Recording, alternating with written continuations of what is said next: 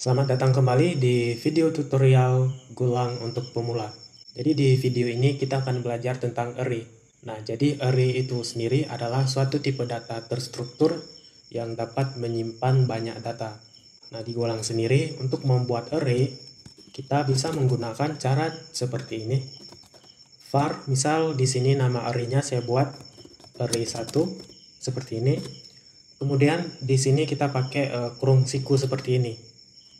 Kemudian kita masukkan jumlah elemen atau item yang akan ditampung di dalam array yang kita buat. Misal di sini saya buat 5 item yang akan ditampung dalam array yang ini.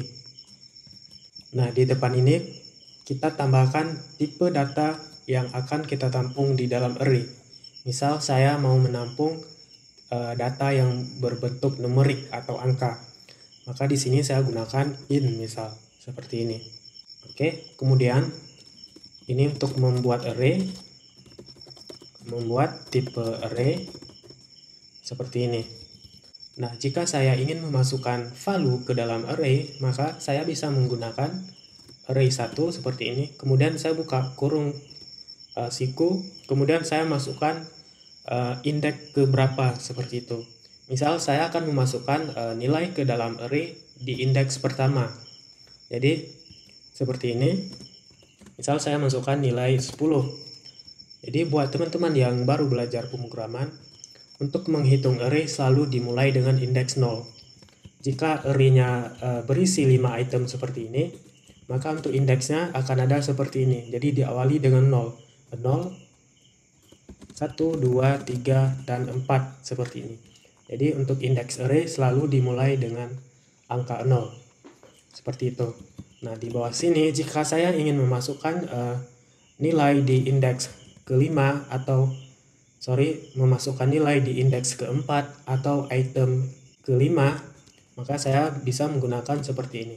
Array 1, kemudian di sini saya masukkan indeksnya. Jadi item kelima berada di indeks keempat. Kemudian di sini saya masukkan nilainya misal 40. Nah, ketika saya print fmt println array 1, kemudian saya jalankan go run main.go. Nah, di sini saya mendapatkan hasil atau output seperti ini. Jadi di sini ada angka 10 di indeks pertama, kemudian 0, 0, 0, 40 di indeks keempat atau di elemen kelima. Nah, di sini kenapa 0? Di video pengenalan tentang variabel kita sudah pernah membahas bahwa default dari tipe data angka atau integer seperti ini adalah 0. Oke, ini seandainya saya komentar, saya kasih komen seperti ini, kemudian saya jalankan ulang, go run main.go, maka kita mendapatkan hasil 0 seperti ini sebanyak 5 item. Oke, jadi untuk tipe data integer, defaultnya adalah 0, 0, 0, 0 seperti ini.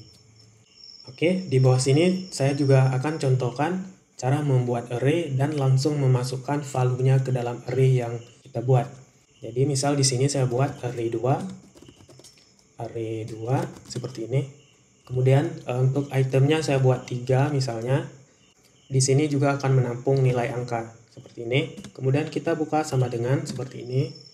Kita ketik lagi 3 in seperti ini. Ini saya masukkan untuk nilainya 1, misal 2 dan 3. Ini saya komen dulu. Ini saya buat keterangan membuat array dan memasukkan value ke dalam array. Oke, sekarang saya print go run main.go. Oke, di sini kita mendapatkan hasil 1, 2, 3. Oke. Selanjutnya teman-teman juga bisa membuat array dengan sintak titik 2 sama dengan. Misal di sini saya buat array 3, kemudian titik 2 sama dengan seperti ini. Length atau panjang dari array-nya saya buat 2 misal, kemudian di sini saya tampung string misalnya seperti ini. Misal di sini ada bahasa pemrograman Go dan juga PHP. Kemudian di bawah sini saya println array 3. Oke, yang ini saya disable. Kemudian saya jalankan go run main.go. Oke, di sini kita mendapatkan output go php. Oke, jadi untuk value dari sebuah array dengan tipe string, maka untuk value-nya harus bertipe string semua. Jadi kalau seandainya saya di sini memasukkan misal angka 1, jadi di sini kita mendapatkan error bahwa kita tidak dapat memasukkan value dengan tipe integer atau tipe yang lain yang bukan string. Seperti itu. Jadi harus sesuai dengan tipe yang kita buat di sini. Oke, ini saya kembalikan jadi PHP seperti ini. Oke, di bawah sini saya akan coba buat lagi array dengan tipe string. Ini saya komen. Oke, di sini saya buat satu variabel var bahasa pemrograman seperti ini. Untuk panjang array-nya saya buat 5 dengan tipe string seperti ini. Nah, di sini saya tidak akan memasukkan value. Jadi saya akan coba langsung print fmt. Sorry, ini nggak pakai keyword var. fmt println bahasa pemrograman. Jadi ketika saya jalankan go run main.go, maka saya akan mendapatkan hasil seperti ini. Nah, ini array-nya kosong. Jadi bukan tidak ada ya, hasilnya ada, namun kita mendapatkan hasil string kosong seperti itu. Jadi kira-kira yang kita dapatkan adalah seperti ini. Jadi tidak ada isinya. Untuk itemnya ada, namun secara isinya tidak ada. Oke, seperti itu. Untuk contohnya, kita akan coba menggunakan fungsi len. Kita akan menghitung itemnya. Misal di sini saya buat PHP, JavaScript, Go, Python, dan Java misal seperti ini. Ini saya print panjang dari array yang ini. Jadi len seperti ini. Kemudian saya jalankan go run main.go. Oke, di sini saya mendapatkan untuk panjang dari array yang ini, yang bahasa pemrograman ini adalah 5. Nah, bagaimana jika seandainya yang 3 ini saya hapus? Apakah kita akan mendapatkan panjangnya 2? Ini saya tes go run main.go. Di sini kita tetap akan mendapatkan hasilnya 5. Oke. Ini balik lagi ke yang ini yang barusan saya jelaskan. Ketika kita sudah membuat panjangnya 5, walaupun di sini tidak ada value-nya atau itemnya, tetap ketika kita menghitung dengan fungsi len, kita akan mendapatkan outputnya 5. Seperti itu ya. Oke, selanjutnya untuk ngeprint atau mengoutputkan semua item yang ada di dalam array ini saya kembalikan yang lain. Oke, seperti ini. Jika saya pengen mengoutputkan ini semua, kita bisa menggunakan perulangan for. Jadi misal di sini for seperti ini. I, jadi indeksnya dimulai dari 0. Kemudian I lebih kecil len bahasa pemrograman. Jadi lebih kecil dari ini isinya 5. Jadi I lebih kecil dari 5, seperti itu. Oke, kemudian I++. Di sini saya print fmt println bahasa pemrograman. Di sini saya masukkan indeksnya I, seperti ini. Kemudian saya jalankan go run main.go. Oke, di sini saya mendapatkan semua item yang ada di dalam array bahasa pemrograman. Oke, seperti itu. Ini saya komen. Jika kita pengen ngeprint berdasarkan indeks, kita bisa langsung menggunakannya seperti ini. fmt println misalnya bahasa pemrograman, kemudian kita buka kurung siku dan masukkan indeks yang akan kita print. Misal saya mau ngeprint di indeks kedua. Indeks kedua berarti go 0, 1, 2. Oke, saya jalankan go run main.go. Oke, di sini saya mendapatkan kembalian go. Oke, kemudian apa yang terjadi jika saya memasukkan indeks 6? Nah, kita langsung mendapatkan warning atau error seperti ini. Invalid argument indeks 6 tidak ada di dalam array bahasa pemrograman. Karena di sini cuma sampai indeks ke-4. Jadi itemnya 5, berarti indeks maksimumnya 4. Oke, seperti itu. Ini saya komen dulu. Oke, di bawah sini kita akan coba membuat array 2 dimensi. Jadi di dalam array ada array lagi seperti itu. Ini saya buat variabel array 2 dimensi seperti ini. Kemudian di sini saya buatkan untuk dimensi pertama. Jadi misal untuk dimensi pertama ada 3 item seperti ini. Kemudian saya deklarasikan juga jumlah item di array yang kedua.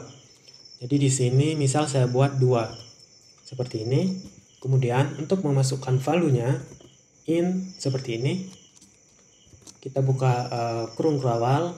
Kemudian di sini saya masukkan isi dari array pertama.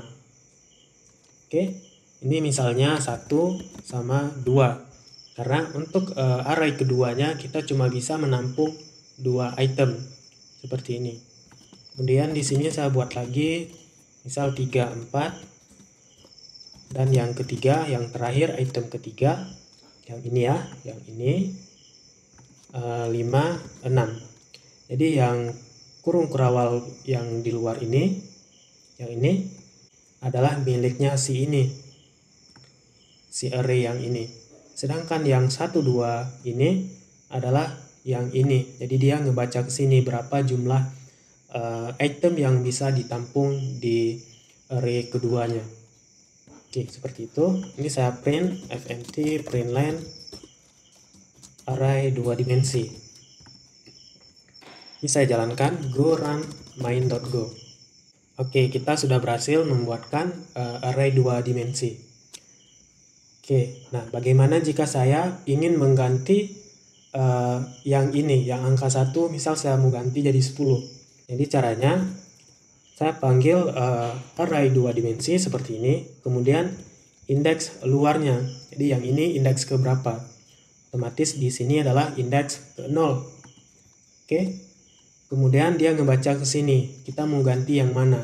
Nah, di sini saya mau ganti yang ini, maka saya masukkan indeks 0 juga. Oke. Jika yang ini, maka indeksnya 1.